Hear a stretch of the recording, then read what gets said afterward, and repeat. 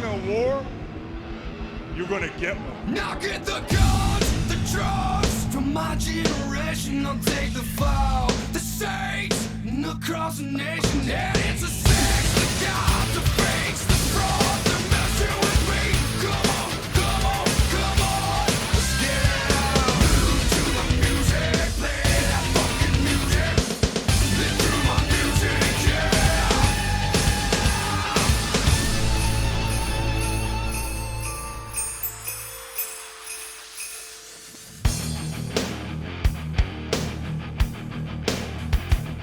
Welcome to episode 83 of Reliving the War, and welcome to May 12th, 1997. The WWF just put out their Cold Day in Hell show where The Undertaker successfully defended his WWF Championship against Steve Austin. The Cold Day in Hell video is still on YouTube, so check it out if you have the chance. WWE decided to strike down the Revenge of the Taker video, so if you want to keep up with the series, watch the Cold Day in Hell upload ASAP. Just a reminder too that I've made the Revenge of the Taker video free to watch on Patreon. The whole point of this series is to have the entire Monday Night War covered, and we can't have videos that are inaccessible. So if you want to catch the Revenge of the Taker video, or if you want to watch it again, head over to Patreon and you can watch it without signing up. If WWE decide to hit the Cold Day in Hell video, then it'll also be available for free on Patreon. But I also understand that you guys don't want to click away from YouTube or go through the hassle, so hopefully they'll just leave the upload alone.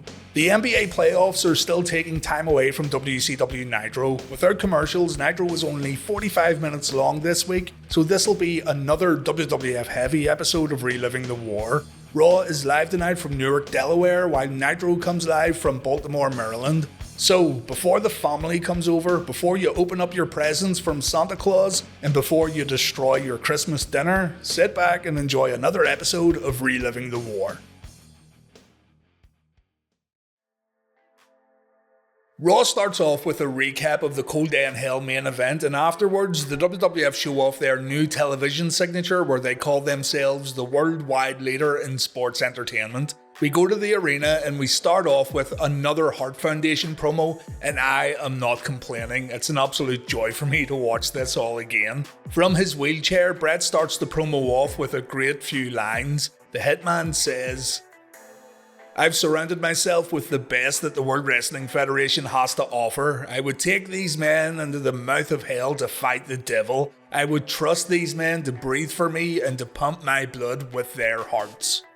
So good. Bret says he isn't the bad guy here. If the fans want to know who the bad guys are, then all they have to do is look at themselves. Bret again called Stone Cold a dirty, rotten, stinking hyena, full of warmed up Texas cliches and barnyard overtones. And Bret's confused as to why the fans look at Austin like he's some sort of hero, rightfully stating that it's fine for Austin to jump people from behind, but when the Harts do it, the fans scream for justice. Bret says Austin isn't much of a hero, seeing as he picks on a guy in a wheelchair before calling Stone Cold a loser who couldn't win the WWF Championship last night. And as for The Undertaker, Bret tells the dead man not to get attached to that WWF Championship belt because sooner or later the championship is coming to the Hart Foundation, just like every other belt in the World Wrestling Federation. Bret then says he has something important he needs to say, something he hasn't told the Hart Foundation yet, and something that's gonna shock everyone, from the imbecile fans in attendance to all of Bret's great fans around the world. The crowd then start chanting "Go home," and this throws Bret off a little. Bret tells the fans to shut up, he has a big surprise, but when the fans won't stop booing, Bret decides to cancel his announcement and head to the back. Hopefully we hear this announcement a little later on. A non-title match is then announced for tonight's episode of Raw. We've got the Tombstone versus the Deadly Nerve Pinch. It's time once again for the King of the Ring, and we have a first round match next on Raw. Triple H versus Ahmed Johnson. Here's the brackets for this year's tournament, and it's okay, I guess. Certainly not the best King of the Ring tournament though. Ahmed comes out to a great pop and the fans get behind Ahmed throughout the whole match. Triple H tried to start off as the aggressor, but he was going to have difficulties beating the big Johnson tonight. Johnson gets a little stiff here and he won't go down. Hunter gives Johnson everything he's got, but Johnson stays up and it looks like Johnson could go all night long. China gets in on the action too, trying to help Hunter by hitting Ahmed with a steel chair, but the big Johnson still won't go down. The referee notices the interference and Ahmed gets awarded a DQ victory. China and Hunter run away from the now very irritated Johnson, but they get caught at the entranceway. Hunter gets attacked, but China chokes Big Johnson and he finally goes down. As Hunter got himself disqualified here, Ahmed Johnson has advanced in the King of the Ring. Steve Austin then came out for an interview, and when Vince McMahon said the main event last night was one hell of a match, Austin says the last thing he needs is McMahon kissing his ass. Stone Cold says he got dumped on his head and he lost the match, but he guarantees that one day he will be the World Wrestling Federation champion. Austin says he has a little souvenir tonight from Bret Hart, the Hitman's crutch. And Austin says if Bret's got the guts, he'll roll his little ass down to the ring and see what kind of luck he has. It's a fucking awesome line. Austin paused a little before saying guts, and I really wanted him to say if Bret's got the jam. I don't think he's got the jam. Stone Cold says Bret tried to be a hero, he tried to be what the people wanted him to be, but Bret's a liar. Bret is the, quote, Judas Priest, and Bret Hart is nothing but a piece of human trash. Austin then says that Bret has his little Hart Foundation following him around and they're just like snakes. Austin asks Vince McMahon if he's ever seen a snake in person, and Vince says, actually it's just best to show you his reaction here. I'd prefer not to comment on that. Because you're a chicken. Old Vinnie Mac has seen quite a few snakes in his day, it seems. Stone Cold says if you want to kill a snake, the best way to do it is to grab a shovel and chop the head off. Bret Hart is the head of the snake, and so Stone Cold knows exactly what to do if he wants to end the Hart Foundation, but Austin says he wants to have a little fun and take his time. So instead, Austin's gonna go for the snake's ass, Brian Pillman. Stone Cold says he carried Brian Pillman in the Bush Leagues and he crippled him too in the World Wrestling Federation, but Austin is coming after Pillman once again. This is good. It looks like we're on the path to a possible Stone Cold Steve Austin versus Brian Pillman match at the King of the Ring. Pillman had just returned to the ring last week during a Shotgun Saturday Night Dark match taped on Raw. Leif Cassidy then took on Scott Putski next, the son of Ivan Putski. Scott's 1997 run comes to an abrupt end and he actually spends more time in WCW soon enough, but we'll get to all of that later. Scott wasn't bad here at all, quite the suplex machine actually. He ends up getting the win with a belly to back, and yeah, no complaints except maybe Scott looked a little generic, but in terms of his in-ring work, absolutely grand. Cassidy tries attacking Putski after the match, but that doesn't go too well. The L.O.D were supposed to take on Crush and Faarooq next, but the Nation decide to send PG-13 down to the ring instead. This goes just how you'd expect it to go. A spiked piledriver to Road Warrior Hawk isn't enough to secure Wolfie D and JC Ice the victory. Instead, we see two Doomsday devices and the Road Warriors pick up the win. The first 60 minutes of Raw ends with Mankind coming out and reminding us about the injuries Paul Bearer suffered at Revenge of the Taker. Foley says that The Undertaker should have taken his problems out on Mankind and not his former manager. And because of The Undertaker's actions, Uncle Paul has been physically ruined for the rest of his life. Paul comes out, bandages covering his head and face, and Paul says that he'll give The Undertaker one more chance to join him again, and if The Undertaker says no, well, Paul says there's this secret The Undertaker's been hiding, and Paul will reveal the secret to the whole world. Paul stood over the graves of The Undertaker's parents and he promised them the secret would never get revealed, but Paul says The Undertaker hurt him, and if the dead man doesn't come back, then Paul's gonna hurt The Undertaker. That's the end of Raw's first 60 minutes, and it was pretty good. It's really fun watching Raw at this point in comparison to 1995 and a fair portion of 1996. As we see the Hart Foundation watching Raw backstage, Jim Ross tells fans to join the WWF for hour number 2. This is known as the War Zone. The second hour was supposed to be a little edgier and tailored more towards mature viewers, but most would agree that there wasn't much difference in content. WCW Nitro opens up with Michael Buffer welcoming fans to the show, further proving that WCW had some serious money to burn. We waste absolutely no time here because Nitro has limited time tonight. Randy Savage makes his way down to the ring to cut a promo while Vince McMahon interviews Faarooq on Raw. The Macho Man grabs a microphone and Savage says he slapped DDP so hard last week that Dallas now needs to use Randy's crutches. And if Dallas wants to fight tonight, DDP can come down to the ring and Randy will be happy to slap him again. And that's the end of the promo. Tony Schiavone says this was an official challenge laid out by Savage, but DDP versus the Macho Man does not happen on this episode of Nitro. Schiavone also says that Sting contacted Eric Bischoff and the Icon wants to have an interview live tonight on Monday Nitro, so that's going to be interesting for sure. On Raw, Vince McMahon reveals that Faarooq is the #1 contender for the World Wrestling Federation Championship, and Faarooq asks Vince McMahon when was the last time a black man held the WWF belt. Vince says it's never happened, and Faarooq brings up the fact that Ahmed Johnson has held the IC belt and Bobo Brazil won the WWF US Championship, but the company, and indeed the fans, weren't ready to have an African American champion sitting at the very top of the mountain, but Faarooq is going to take matters into his own hands. McMahon says this has nothing to do with the colour of Faarooq's skin, but the nation's leader says it's everything. Faarooq wants to know when was the last time a person of colour even had an opportunity to win the title, and there's no answer given. Faarooq closes it by saying The Undertaker, the great white saviour,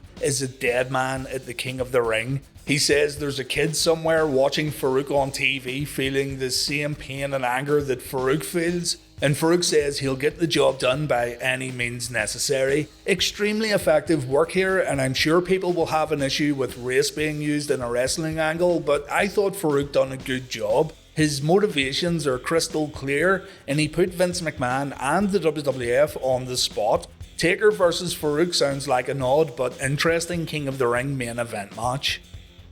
Undertaker versus Savio Vega on Raw, Juventud Guerrera versus Ultimo Dragon on Nitro. The Nitro match is for the TV title, while The Undertaker says fuck no to giving Savio Vega a title shot. Steve Regal gets a shot at the TV title at Slamboree, and Regal says he's giving up his nobility for a while and he's bringing back the man who destroyed guys twice his age while working at Blackpool Pleasure Beach. Regal also says he can out-wrestle anyone in WCW, including Ric Flair and World Champion Hulk Hogan. Strong words, brother.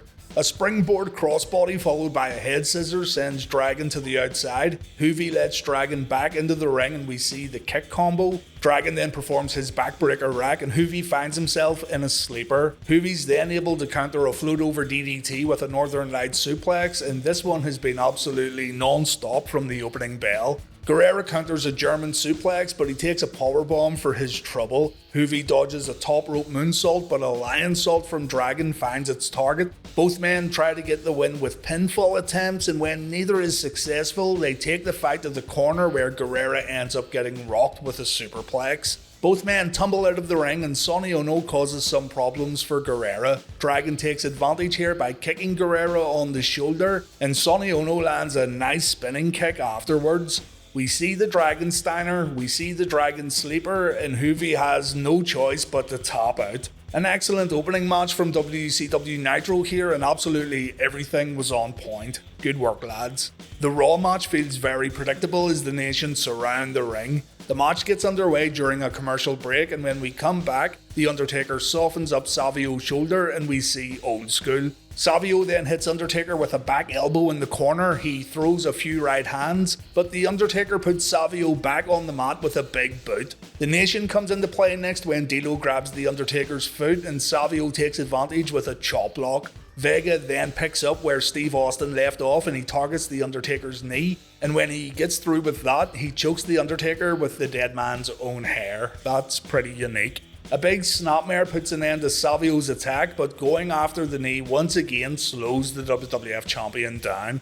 Savio then tries a top rope attack, but The Undertaker gets a foot up. We then see a back body drop from Taker, we see the choke slam, and The Undertaker has to get crushed off the apron before hitting Savio with a tombstone pile driver.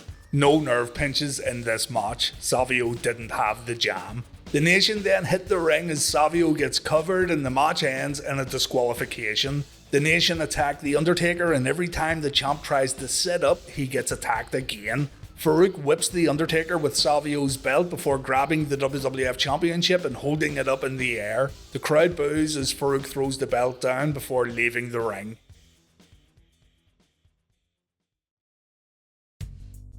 Ric Flair, Roddy Piper and Kevin Greene get interviewed next on Nitro, while over on Raw we got, Rob Van Dam versus Jeff Hardy. Bet you weren't expecting that, or you probably did because of the thumbnail, but yeah. Greene, Flair and Piper face Hall, Nash and Six this week at Slamboree. Kevin Greene keeps it short and sweet. He says there's 3 things in life that are for sure: death, taxes, and Kevin Greene breaking his foot off in the NWO's ass. Mean Gene asks Ric Flair if Kevin can say foot on TV. Fucking brilliant. Flair says the NWO can count on it. The Hot Rod, the Nature Boy and KG will be live at Slamboree this week. I'd really like to think so at this point. And Roddy Piper says the NWO call themselves the Lions, and he says the line lions, tigers and bears before flicking his kilt around to show his little hot rod, while claiming this isn't the Wizard of Oz and Roddy Piper certainly isn't Dorothy. Piper says he is in fact a dinosaur. He's a Tyrannosaurus Rex and he'll be starving this Sunday at the pay-per-view. The NWO then show up on the screens and Scott Hall says there's an all-you-can-eat buffet down there if the hot rod's hungry. Hall says the dinosaurs are complaining about how the Wolfpack doesn't respect them, but this Sunday the NWO will give Piper, Greene and Flair plenty to complain about after the NWO snuffs them out. Kevin Nash wraps it up by saying Kevin Greene won't be able to show his face in Charlotte after Slamboree, and Nash also reveals that the 6-man tag will be a no disqualification match. Piper seems to like this. WCW have taken their time building this one up, and I really liked how the NWO, mainly Kevin Nash, delivered some shoot promos to give this upcoming match a bit more flavour, but for whatever reason, I'm not overly excited for it. It's been a long time since I've watched Slamboree 1997 though, so maybe we'll be surprised when I cover the pay-per-view. On that note, I'm aiming for a Sunday release for the Slamboree video, but with Christmas coming up, the video might get pushed back to Monday. Rob Van Dam versus Jeff Hardy then on Raw. Jerry Lawler gets in the ring and he says ECW sucks. The King told everyone that ECW was nothing, but Jerry found another man who feels the same way. Someone who found out how low, cheap and rotten Extreme Championship Wrestling truly is. And that man is Rob Van Dam. RVD confirms that everything Lawler said was true. ECW is nothing but low-budgeted, low-talented wannabes who couldn't hold on to someone with the extreme talents of RVD. The King says Van Dam has made it to the big time, and from this point on, RVD will be known as Mr. Monday Night. The King tells Van Dam to take care of Bon Jovi wannabe Jeff Hardy, and Rob starts it off with a monkey flip. RVD then hits a double underhook facebuster, and check that out again. Oh my. The onslaught continues with RVD kicking Jeff out of the ring, and Van Dam performs a front flip from the ring to the outside. The match gets back in the ropes where the crowd chants "You sold out" at Mr. Monday Night, but that doesn't stop Van Dam from hitting the 5-star frog splash and then following up with the split-legged moonsault, and that's all she wrote. RVD looking incredible here. Compare this to Scott Putski's debut and it's like night and day. Not only was Van Dam a breath of fresh air in the ring, but he had a presence that really came through on TV that's hard to explain. He had it, whatever it is. Jerry Lawler says on commentary that RVD isn't going back to ECW, but Jim Ross says Van Dam does not have a WWF contract. The Goldust interview from last week continues this week on Raw, while Steve McMichael gets a shot at Dean Malenko's US title. So what else can Slim Shady say here really that wasn't covered last week? Dustin says he wanted to have some fun with the Goldust character. His goal when entering the arena was to leave an impression on fans and make viewers think that Goldust, he was really something special tonight. He wanted to give fans the best and most memorable match on the card. Ross says in the voiceover that Dustin didn't get much time with his dad due to Dusty's job and time on the road, and now Dustin finds himself in a similar position with his daughter Dakota not seeing her dad very often, and Dustin doesn't really address this pretty big concern. He just says he hopes Dakota can sit on his lap when he's older and the two can share some time together. He then gets a little teary-eyed when he recalls Dakota acting like him in the audience, the same way Dustin mimicked the American Dream, and more tears begin to roll when Dustin says he hopes Dusty is proud of him and the work Dustin has done so far with the Goldust character, because Dustin is certainly proud of his work. Look, I know what the WWF were trying to do here, but I said this last week too. It feels like the WWF just killed off everything we knew about the Goldust character, or rather, they killed off everything we didn't know about the Goldust character. That mistake is now gone, and again, I know what they were trying to do here, but this actually makes me dislike the character a little more. Not Dustin Runnels, mind you, it's all very heartfelt here, and it's great hearing Dustin talk about his dad, scripted or not. But the Goldust character, I feel, can't be the same ever again after this promo, and it never was the same again. We do get some new versions of Goldust that are very interesting, but that original Goldust is now gone. Over on Nitro, Big Mongo tries to win the US title days before his big match with Reggie White at Slamboree. Dean Malenko, meanwhile, is looking forward to a match with the fake Double J at the pay-per-view. Mongo shows us his sick lockup skills to start this one off. Dean fires back with a dropkick, but Mongo swats away the second. Malenko decides to go low, and a dropkick to the knee sends McMichael to the mat. I just love watching Mongo bump. Mongo counters a Texas Cloverleaf by grabbing Dean by the head and throwing him away. And Double J gets warned by the referee when he gets a little too close to the action. Another dropkick sends Steve crashing down hard, and then Double J gets involved. Mark Curtis ends up taking a bump while Mongo scoops up Malenko, and yeah, this could have looked way better. There's no referee to count the following pin attempt, and out comes Reggie White. Mongo gets in a cheap shot, but Reggie comes back with one of those clotheslines that untrained guys always perform. You know the type. But Reggie's follow-up splash is so insanely good that it fucks up the camera feed for a little moment. How did he do it? Reggie then pushes Double J off the apron and Curtis wakes up just in time. Malenko covers Mongo and Malenko wins the match. Reggie cuts a promo afterwards where he says you can talk about Reggie all day, but things get a little personal when you talk about Reggie's family and the Green Bay fans, and fans in Wisconsin in general, and the Baltimore fans, and the Philly fans. Fuck me, he's covering a lot of ground here, isn't he? Reggie says Green Bay and Chicago have played against each other for years. It's the best rivalry in the game. But this Sunday, we're all going to find out that Green Bay will always be better than the Chicago Bears. Grim. Absolutely grim. The Undertaker responds to Paul Bearer and Faarooq next on Raw, while Scotty Riggs takes on Wrath on Nitro. Morrus and Vandenberg come out before Wrath's entrance, and it's here where Wrath finally gets his name. Vandenberg says that Wrath is the most dangerous man in the history of pro wrestling before Wrath makes his entrance. Morrus stands with his back towards the ring, looking out for any of those ninjas of the frosty variety coming out and causing a scene.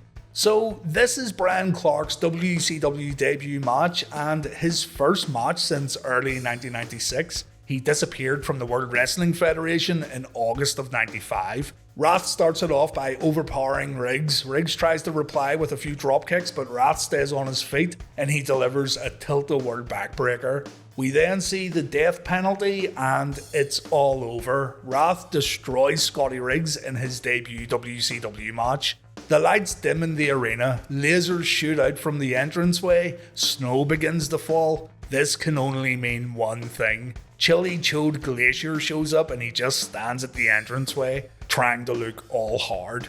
Nothing happens here and nothing gets announced, but Glacier faces Morrus in a pay-per-view rematch later in the week at Slamboree.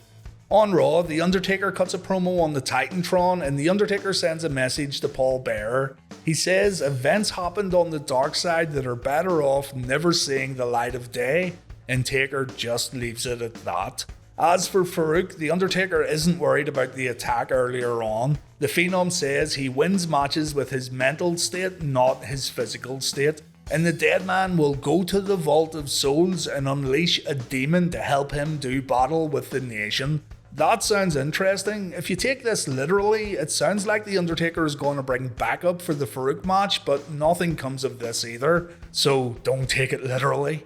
The lights go out, they come back on, and oh, it's chinlock time. A Four Corners Elimination Tag Team match is up next on Raw, while over on Nitro, Wright teams up with Ice Train to do battle against Hugh Morrus and Konnan. Let's stick with Raw and go over this one quickly. Not only is the British Bulldog a master in the arts of chinlockery, but us, the viewers of Reliving the War, can also use our Davy senses to sniff out where and when Davy will apply a chinlock. This match has way too many people involved, so we won't be seeing any Davy Boy Smith chinlocks this week. I know, it makes me feel disappointed too.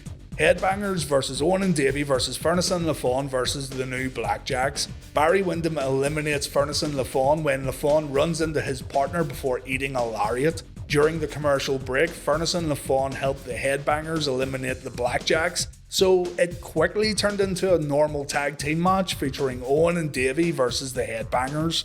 Owen hits Mosh with a neckbreaker before exposing the turnbuckle, but the IC champ ends up getting thrown into the corner and he takes the bump chest first. The Headbangers then work together to do some damage to the King of Hearts, and the referee counts Owen's shoulders to the mat, but Hart had his foot on the ropes. The match continues on. Davy gets tagged in and he tries to steal a victory, but Mosh kicks out. The Bulldog then hits a clothesline and a vertical suplex, but Mosh fires back with a clothesline of his own after Davy got cheap-shotted by Thrasher on the apron. Thrasher gets tagged in and he hits a second rope clothesline followed by a sidewalk slam. Davy then takes a few double team moves as the Headbangers begin quick tagging each other, but Davy and Thrasher end up taking each other out with clotheslines and they both tag out. Owen eventually applies a sharpshooter on Mosh. Thrasher breaks it up and Davy gets back in the ring. Owen and Davy whip the Headbangers into each other and that's it over. Davy pins Thrasher after hitting the running power slam, even though neither Davy nor Thrasher were the legal men. Wright gives us just a small taste of his dance move during his entrance, and I was thinking, if Alex is going to bring the dance back to Nitro, then we need to give this thing a name. You guys sent in your suggestions, and we've got the Dinger Swing, the Bulge, the Am I Being Followed Home dance, Das Drunkel, Das Wunderrave, the German Gyro Jam, the Right Stuff, the Euro Trash, the Jiggly Frankfurter, Not the Booty Man, the Blitzkrieg Bop, the D-Tip, the Berlin Rave Craze, Crimes Against Humanity, the Schnitzel Sizzle, the Total Package, So Wrong It's Right, the German Fonzie, Vanilla Ice Mating Dance, Begging for Help, the Banana Hammock Bounce, Pelvis Thruster Buster, the Can't Unsee, Das Hung Like a Horseman Business, the Monday Right Noodle with a side of sauce, Das Duscherkind, the Bratwurst Bounce, and the one I'm going with, and really the one I had to go with, Saturday Right Fever, even though Nitro is on a Monday and Reliving the War is on a Thursday. Alex lets Morrus and Konnan destroy Ice Train at the opening bell, but Train fights off both guys and he hits a power slam on Morrus. Alex then begs to get tagged in, and yeah, no doubt at all now, Alex Wright is a heel. He attacks Morrus while screaming at Ice Train that this is how you do it, and he panders to the audience. He then slaps Morrus very hard, and when the funny man goes to retaliate, Alex quickly tags out. Morrus ends up hitting Alex while on the apron, and we see some Saturday Right Fever on the outside, and Teddy Long fucking loves it, who could blame him? Train tries to tag Wright back in, but Alex complains about a bad knee, resulting in Konnan running in and taking out Train, and Alex shoving Teddy Long on the outside. Alex leaves the ringside area and he lets Train lose the match. Konnan applies the Tequila Sunrise for a submission victory. Alex doesn't care, he dances again on his way back up the ramp, and Ice Train is left in the ring to take a beating. Our final segments this week features Bret Hart's surprise announcement and the Sting interview that was teased at the beginning of Nitro. Let's stick with Nitro. Before we see the Sting interview, we go backstage where we can hear Roddy Piper getting attacked. The Wolfpacker scene running away from the scene, and Piper is left on the ground holding his bad hip. Looks like Piper's heading into Slamboree with an injury. Eric Bischoff comes out to conduct this interview, the first time Sting has talked since October of 1996. Eric says he's a man of his word. The people want to hear Sting talk, and so does Eric. Bischoff wants to know where Sting was last week when Hollywood Hogan challenged the Icon. Eric then asks Sting to come down. The old Man Called Sting theme music plays in the arena, and we got bamboozled because that ain't Sting, that's shit Sting. The crowd chants "We want Sting" as Eric Bischoff tells shit Sting that he didn't need to bring his baseball bat for this interview. Bischoff says throughout Sting's career he's been compared to Hulk Hogan. Shit Sting agrees. And Bischoff says the people who compare Sting to Hogan also think that Sting will never accomplish what the Hulkster has in the wrestling industry. Again, shit Sting agrees. Finally, Bischoff wants to know if Sting believes deep down that he'll never measure up to Hollywood Hogan. Fake Sting agrees, but then the real Sting shows up and the crowd lose their minds. Sting makes the bogus Sting flinch when he goes to attack with his baseball bat, but a right hand followed by a scorpion death drop does the job instead. Sting then turns his attention to Eric Bischoff, and Eric decides to run away. Nitro ends with Eazy-E escaping through the audience.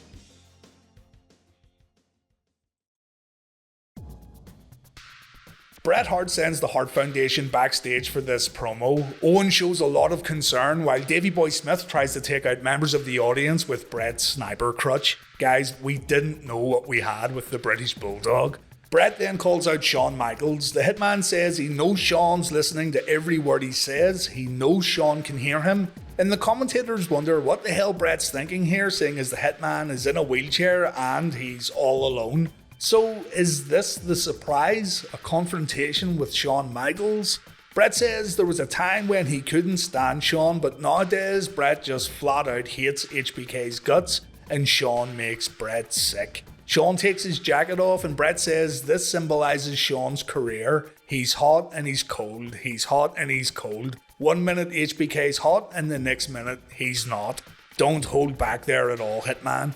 Bret says Shawn's dancing and his cocky attitude annoys him, and that too symbolizes the American fans. They think they're better than everyone else and they think they can look down at the rest of the world, but the truth is, the American wrestling fans are rotten through and through. They hate it when someone tells them the truth. The hitman says the boy toy screwed him out of the title at WrestleMania 12, and when Bret came back in late 1996, Shawn didn't have the guts to face him like a man. Shawn just didn't have the jam, guys. And HBK decided to pose for girly magazines, dance around, get piercings, and make himself look like a horse's ass. Bret says Shawn is a self-professed degenerate. He took the belt on a reign of decadence, but the biggest thing that bothers Bret is the fact that Shawn didn't have the guts to face Bret at WrestleMania 13. And this is when things get a bit more personal and Bret brings up paychecks. Remember when Vince McMahon asked Shawn last week when was he going to make his in-ring comeback? McMahon said that was the $1 million question. This week, Bret sniggers at that statement, asking Shawn if that's all it was, $1 million. Have a listen, it's hard to put into words how Bret says this. The $1 million question. That's all it was, is $1 million. Shawn had previously said that Bret was only in it for the money and he didn't have a problem spending American dollars. In actuality, Bret had the most lucrative contract in the whole World Wrestling Federation at the time, and right here, it seems that Bret was comparing bank accounts with Shawn and bringing up the fact that Bret earns more than Shawn. That's the way I see this anyway. The hitman then says Bret's pay shouldn't concern Shawn, Bret's family shouldn't concern Shawn. Shawn should be concerned about knowing deep down in his heart if he's really a better wrestler than Bret the Hitman Hart.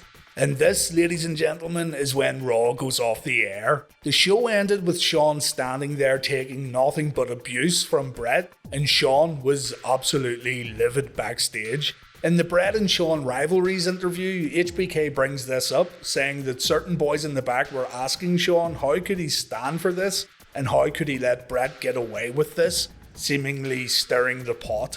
Bret said it was an unintentional mistake and he didn't realise the show was about to go off the air. But when Raw faded to black, it looked like Shawn simply let Bret Hart tear him to pieces. Some would say it couldn't have happened to a nicer guy, but well, thanks to the WWE Network, we see what happened when Raw went off the air. This was also replayed on B shows and it's replayed again next week on Raw. Bret stands up and Shawn delivers the super kick after the Hitman says Shawn didn't have the balls to do it. The Hart Foundation then hit the ring, they catch Shawn at the entranceway, and just as Davey was about to throw Shawn off the stage, Steve Austin saves HBK.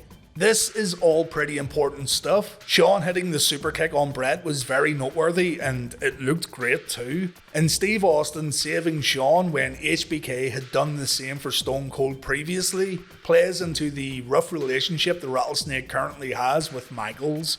Again, this is all recapped next week and on other WWF programs. Fans would still learn that Shawn super kicked Bret. But after Raw on this evening, it's been widely reported that tensions were pretty high backstage.